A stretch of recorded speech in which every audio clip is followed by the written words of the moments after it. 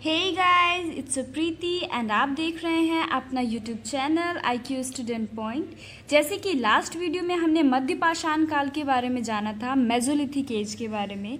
Mesolithic as क्या है, इसके कितने इम्पोर्टेंट साइट्स थे, किस टाइप के टूल्स यूज़ किए जाते थे इस एज में, और भी बहुत कुछ जाना था हमने हमारे लास्ट वीडियो में। एंड मैंने आपको मेरे लास्ट वीडियो में बताया था कि नेक्स्ट क्लास हमारी न्यूलिथिक एज से रिलेटेड होगी, मतलब कि नवपाषाण काल से, राइट। तो आज हम जानेंगे नवपाषाण काल के कितने इम्पोर्टेंट साइट्स हैं, इसके फीचर्स क्या क्या हैं, इस किस टाइप के टूल्स यूज़ किए जाते हैं, किस टाइप्स के उपकरण यूज़ किए जाते हैं नवपाषाण काल में।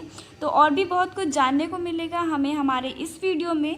बट इससे पहले अगर आपने हमारे चैनल को सब्सक्राइब नहीं किया है तो चैनल सब्सक्राइब कर लीजिए, बेल आइकन प्रेस कर दीजिए, ताकि इसी तरह की और भी इम्पोर्टेंट वीडियोस आप तक सबसे पहले पहुंच सके। आप हमारे टेलीग्राम चैनल को भी ज्वाइन कर सकते हैं। यहाँ regular university of Delhi, school of open learning, government exams like UPSC, SSC etcetera से रिलेटेड वीडियोस अपडेट्स हम शेयर करते रहते हैं।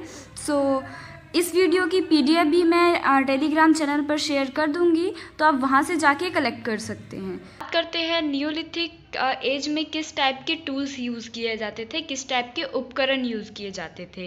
तो पॉलिश टूल्स होते थे प्रॉपर, जो दिखने में बहुत ज़्यादा अट्रैक्टिव होता था, राइट।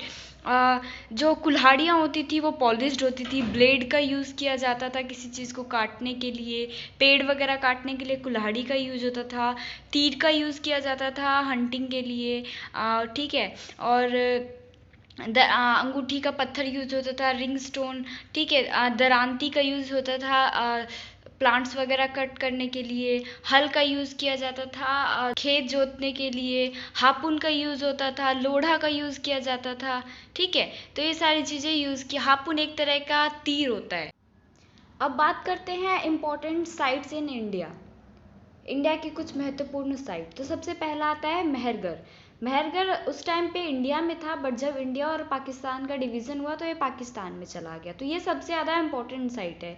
दूसरा है दाउजली हैंडिंग। दाउजली हैंडिंग जो है वो असम में पड़ता है, और ये भी हमारे लिए बहुत इंपॉर्टेंस रखता है। तीसरा है बुरजाहोम, जो कि कश्मीर में पड़ता है। चौथा चिरांद है, जो बिहार में है। कोल्डीवाहा उत्तर प्रदेश में पड़ता है। एंड हल्लूर जो है वो कर्नाटका में स्थित है। क्लियर है आप लोगों को। इसमें मेहरगढ़ और दाउजली हैंडिंग के बारे में आगे भी पढ़ेंगे। अब बात करते हैं न्यूलिथिक एज के कुछ फीचर्स के बारे में, कुछ विशेषताओं के बारे में नवपाषाण काल के। तो वहाँ के जो लोग हैं वो हट्स में रहते थे, झोपड़ी में रहते थे, झोपड़ी बना के, राइट। बुरजाहोम में सबसे पहले आर्कियोलॉजिस्ट के द्वारा ये झोपड़ियाँ पाई गई थी। क्लियर है आप लोग को, इसके एविडेंस मिले हमें। और जो पिट हाउस है, जो ज़मीन के अंदर जो घर बना के रहते थे, ये भी सबसे पहले न्यूलिथिक एज में ही पाया गया था। और पिट हाउस भी मिले थे, ठीक है।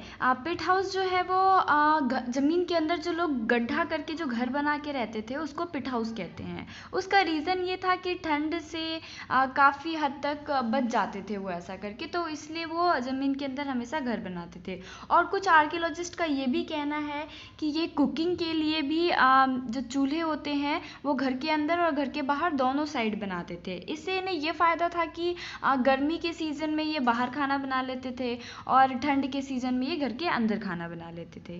क्लियर है, फाइन। मिट्टी के बर्तन का यूज़ डेकोरेशन के लिए किया जाता था, या किसी चीज़ को स्टोर करने के लिए किया जाता था, या फिर खाना बनाने के लिए, खाना को स्टोर करने के लिए, इन सब चीज़ों के लिए मिट्टी के बर्तनों का यूज़ किया जाता था, राइट।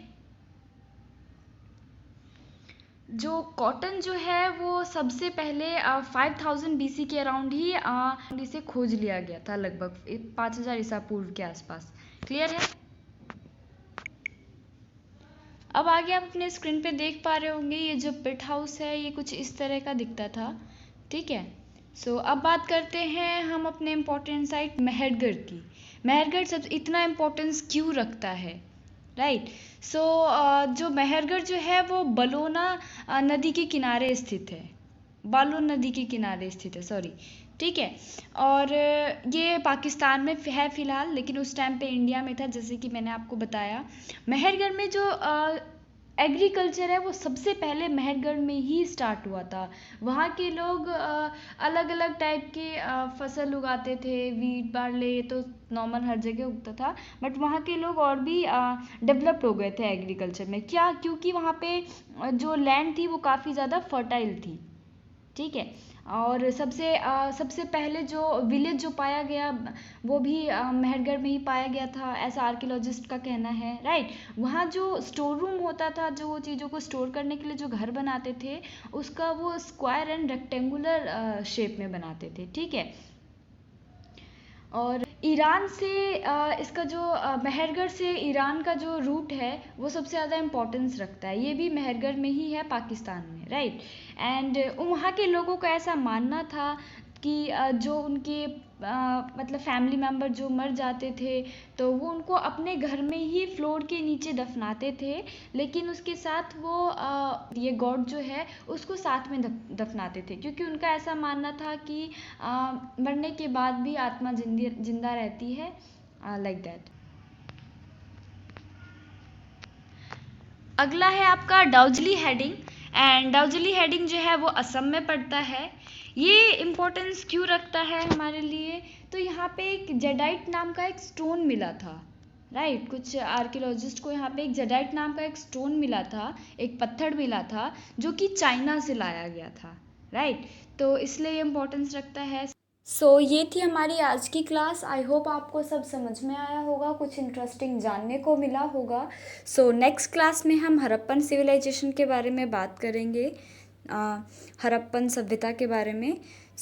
आज के लिए फ़िलहाल बस इतना ही। Thanks for watching this and best of luck all.